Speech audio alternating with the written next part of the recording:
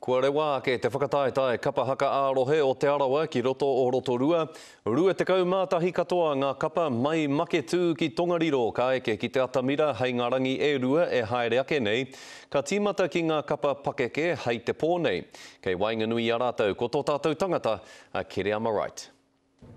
Scotty Kaore e roa ka tīmata ngā mahi ki Rotorua nei, tēnei whakataetae tīmata i te tau whitu te kaumārua, tika tau rua te kaumātahi ngā kapa kāeke ki te ātāmira i tēnei wikina, e iwa ngā kapa pākeke, te kaumārua, ngā kapa whakataetae. Kua mahana ngā korokoro, kua mahana hoki te whare tapere.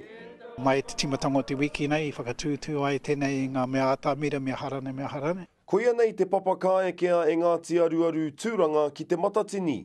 Mo Trevor Maxwell, he hoki ngā mahara ki tōna orokohanga mai, e whā te kaumārua tau ki muri. It was held at Te Puia, and in January and then February we were performing in the Nationals, so the groups, that's how it operated then. Mohoa nei e ono ngā kapa no te arawa ka whai wāhi atu ki te matatini a te rātau.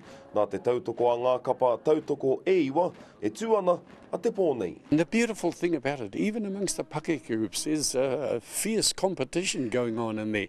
Pērā rawa te kino o te wairua whakataetae, i hui ngā māngai o ia kapa ki ngā kai whakawā i te rangi nei, ki te wānanga i te āhua o tā rātau whakawā i ngā mahi. Kōrero i ngā kaupapa nui, i karawhio mai e ngā kai ngarahu o tēnā o ngā kapa, ka aukati i ngā tono whakahe mō muri ake. I waenga i ngā tani wha ore o te whakataetae, ko tēnei kapa waiwai tapu, ko ngā uru kiuta no tūwhare toa.